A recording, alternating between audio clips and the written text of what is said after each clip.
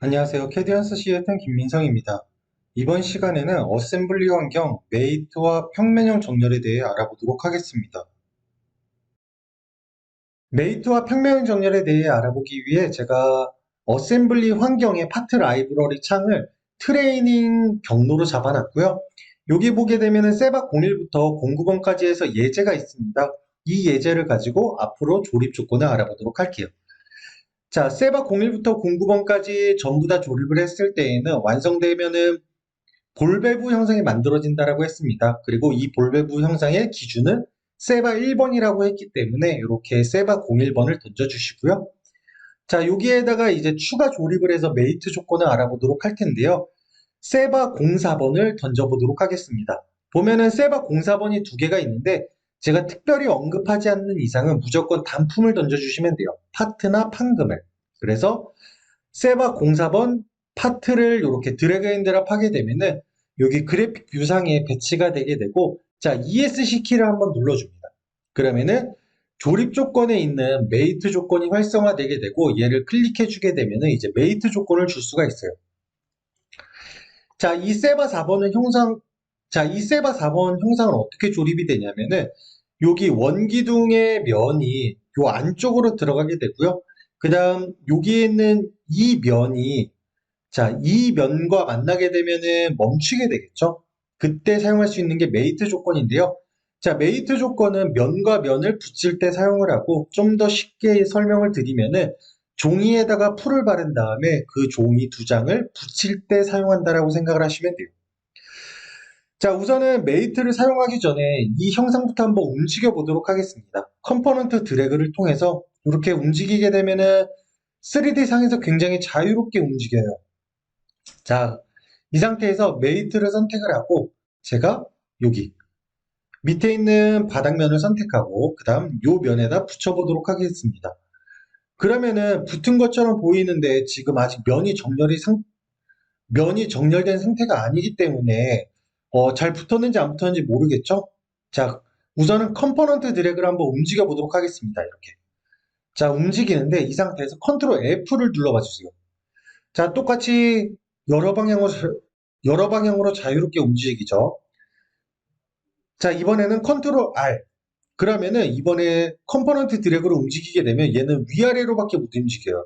왜냐면은 메이트를 준 상태이기 때문에 면과 면이 무조건 붙어 있어야 됩니다. 자, 컨트롤 T를 눌렀을 때도 마찬가지. 이렇게. 자, 그래서 메이트 조건은 이렇게 딱 붙일 때 사용을 하고요. 추가적으로 알아볼 거는 이제 평면형 정렬입니다. 평면형 정렬은 뭐냐면은 면과 면이 같은 방향을 보게끔 하는 거예요. 뭐 예를 들자면은 그런 거죠. 책을 두 권을 그냥 나란히 놓는다라고 생각을 하시면 돼요. 자, 그래서 여기서 해볼 거는 뭐냐면은 얘가 조립을 했을 때 이 면과 이 면 자체가 서로 딱 같은 평면 상에 놓이게 되거든요. 자, 그래서 저는 얘를 어떻게 할 거냐면 이 면, 평면형 정렬로 이 면과 이 면을 선택을 해줄 겁니다. 그러면은 얘가 붙어요. 자, 그럼 컴포넌트 드래그를 해보게 되면은 얘는 이제 위아래로밖에 못 움직이죠.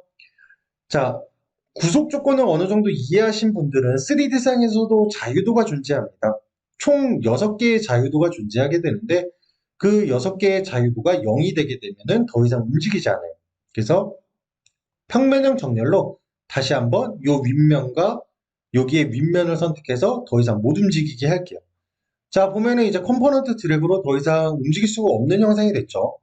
좀 더 확실하게 구분하기 위해서는 여기 떨림 표시가 없으면은 못 움직이는 형상이라고 했죠.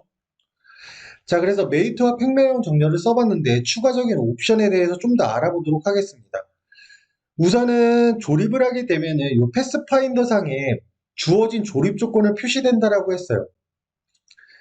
자, 여기 있는 이 조건 같은 경우에는 첫 번째 던진 영상에 기본적으로 들어가는 조건이고요. 고정이라는 옵션입니다. 저거는 나중에 알아보도록 하고요. 우선은 여기 세바 4번 조립 조건을 누를 때마다 어디에 들어갔는지 이렇게 주황 색깔로 표시가 되거든요.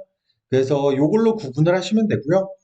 우선은 세 번째 주어진 거는 잠깐 지우도록 할게요. 선택하고 딜리트를 누르면 지울 수가 있어요. 자, 이 상태에서 메이트 조건을 선택을 하고 내가 예를 들어서 일정 간격만큼 떨어뜨리고 싶다 라고 했을 때는 여기다가 거리값을 입력해주면 돼요. 예를 들어서 100. 100이라고 입력해주게 되면은 얘는 거리가 떨어지게 됩니다. 자, 잠깐 컨트롤 T 눌러볼게요. 이렇게 떨어져 있죠.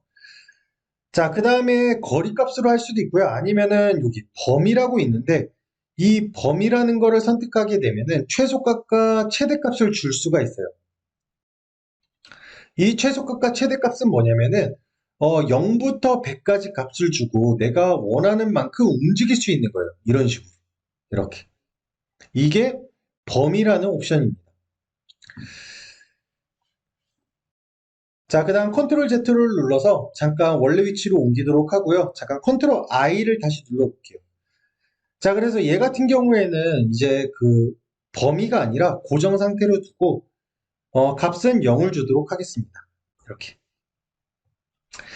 자, 그리고 여기 보면은 이제 뒤집기 버튼이 있는데 뒤집기 버튼을 누르게 되면은 자, 보면은 면이 뒤집힌 거를 알 수가 있어요. 근데 자, 여기 아이콘 모양을 잘 봐주세요. 지금 원래 메이트였던 게 평면형 정렬로 바뀐 거를 볼 수가 있어요.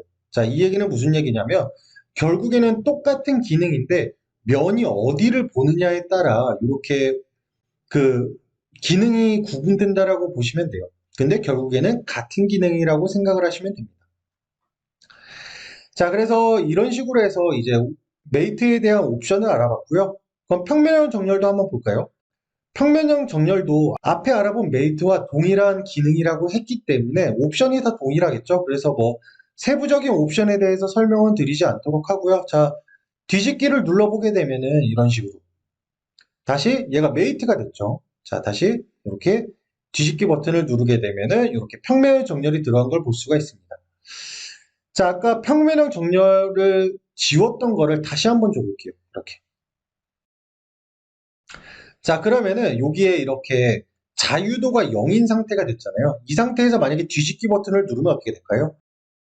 뒤집기 버튼을 누르게 되면은 보시는 것 같이 관계 충돌 해결이라는 창이 나타나게 됩니다. 참고로 솔리드 엣지 2023 이하 버전에서는 이렇게 해결 창이 뜨는 게 아니라 그냥 오류 메시지만 뜨게 됩니다. 근데 이제 기능이 향상되면서 이렇게 해결할 수 있는 창이 나타나게 되고요. 자, 이 창은 뭐냐면은 자유도가 0인 상태에서 저 면을 뒤집을 수 없기 때문에 특정 조립 조건을 억제할 건지 아니면 그냥 취소를 할 건지 선택을 할 수가 있습니다. 그래서 지금 뒤집기를 하기 위해서는 이 둘 중에 하나를 억제를 해야 된다라고 표시가 되는 거고요. 뭐 필요에 의해서는 두 개 다 억제를 시킬 수도 있습니다. 아니면 취소를 할 수도 있고요. 자, 그래서 저는 하나만 선택을 해놓고 지금 여기 보면은 이렇게 들어간 평면형 정렬 자체를 억제를 한번 해보도록 하겠습니다.